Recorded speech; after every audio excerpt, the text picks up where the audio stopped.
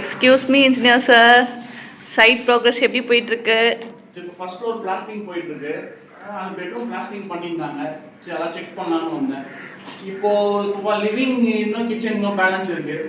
Blasting பண்ணதுக்கப்புறமா பட்டி painting start பண்ணணும். ஓகே, நான் பிளாஸ்டிங்கில் நோட்டீஸ் பண்ணேன். பட் என்னமோ ஒரு இது மாதிரி பஞ்சு மாதிரி இருக்குது. அதை பற்றி என்னன்னு சொல்கிறீங்களா? ஒரு நிமிஷம்.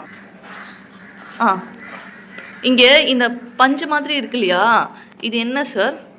அது வந்து பார்த்தீங்கன்னா பாலிப்ரோபிலீன் ஃபைபர்னு சொல்லுவாங்க.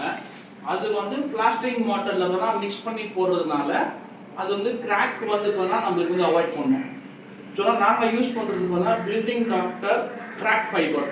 இது நார்மல் பிளாஸ்டிக் மாதிரி தானா?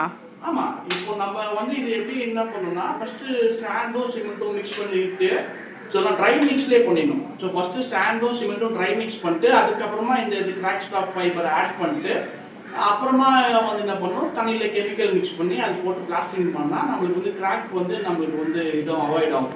ஸோ ஏன்னா இந்த ஃபைபர் வந்து பார்த்திங்கன்னா வந்து இப்போ சிமெண்ட் மாட்டரில் பார்த்திங்கன்னா ஒரு கம்பி நம்ம போடுறோம், ஸ்லாப்பில் கம்பி போடுற மாதிரி பிளாஸ்டிக்கில் ஒரு கம்பியாக இது வந்து ஆக்ட் ஆகும். ஸோ நம்மளுக்கு கிராக் வந்து கொஞ்சம் கம்மியாகும். இது குவான்டிட்டி மெஷர் ஏதாவது இருக்கா? இவ்வளோ ப்ரொபோர்ஷனில் தான் போடணும் அப்படிங்கிற மாதிரி இருக்கா? பில்டிங் டாக்டர் அந்த பேக்கெட் வந்து பார்த்தீங்கன்னா இதுக்கு நம்மளுக்கு வந்து 125 கிராம்ஸ் தராங்க. ஸோனா இது பிளாஸ்டிக்கு வந்து 6 mm யூஸ் பண்ணணும். ஸோனா இது வந்து பார்த்தா 1 சிமெண்ட் பேக்கு 1 பேக் யூஸ் பண்ணணும். இப்போ 1 சிமெண்ட் பேக்கு ஒரு பேக்கெட் யூஸ் பண்ணணும். இது நார்மல் பிளாஸ்டிக்கும் இதுக்கும் உள்ள அட்வான்டேஜஸ் வெறும் கிராக்ஸ் வந்துட்டு டெவலப் ஆகுறது நம்மளால அவாய்ட் பண்ண முடியும். ஸோ நீங்கள் உங்கள் வந்து இப்போ நார்மலாக சிமெண்ட் மாட்டர் போட்டு அதை பிரேக் பண்ணிங்கன்னா உங்களுக்கு வந்து இது ஆகிடும். ஸோ பிரேக் ஆகிடும். ஸோ இதே ஃபைபர் போட்டு நீங்கள் பிரேக் பண்ணிங்கன்னா அது வந்து பார்த்தீங்கன்னா கொஞ்சம் இது கிராக் ஃபார்ம் ஆகும், ரொம்ப இதாக லேட் ஆகும். அது மேக்ஸிமம் கிராக் ஃபார்ம் ஆகுது. ஸோ இப்போ நம்ம சைடில் யூஸ் பண்ணிருக்கு போனால் ரிவர் சாண்ட் யூஸ் பண்ணியிருக்கோம். ஸோ இது நார்மலாகவே போனால் ரிவர் சாண்ட்லேயே நமக்கு நல்ல ஸ்ட்ரென்த்து கிடைக்கும். ஸோ இது இப்போ ரிவர் சாண்டோட இந்த ஃபைபர் மிக்ஸ் பண்ணும்போது நமக்கு டபுள் ஸ்ட்ரென்த்து கிடைக்கும். Okay sir. Next okay sir, இது என்ன கான்செப்ட்? ஸ்லாப் வெளியில் ப்ரொஜெக்ட் பண்ணியிருக்கீங்களே. ஸோ இது வந்து பார்த்தீங்கன்னா பே விண்டோ கான்செப்ட்னு சொல்லுவாங்க.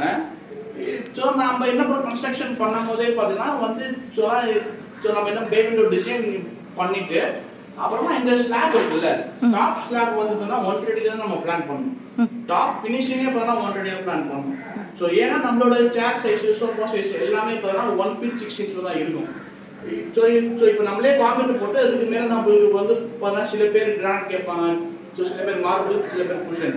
ஸோனா இது இப்போ நம்ம சைடில் யூஸ் பண்ணுறது வந்து மார்பிள். ஸோ நீங்கள் வந்து பண்ணால் இந்த ஸ்லாப் போட்டு அப்படியே பாட்டம் லெவல்லே நீங்கள் வந்து பண்ணால் பே விண்டோலாம் நீங்கள் போடக்கூடாது. ஸோ நீங்கள் என்ன பண்ணால் 1 feet வந்து பிரிக் ஒர்க் ரைஸ் பண்ணிவிட்டு ஸோ டாப்பில் தான் நீங்கள் வந்து ஜன்னல் ஃப்ரேம்லாம் வைக்கணும்.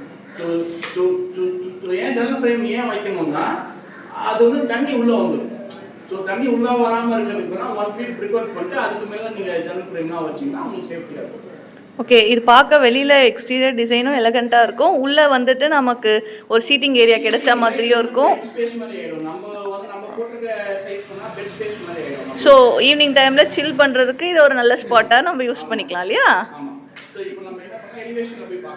ஓகே.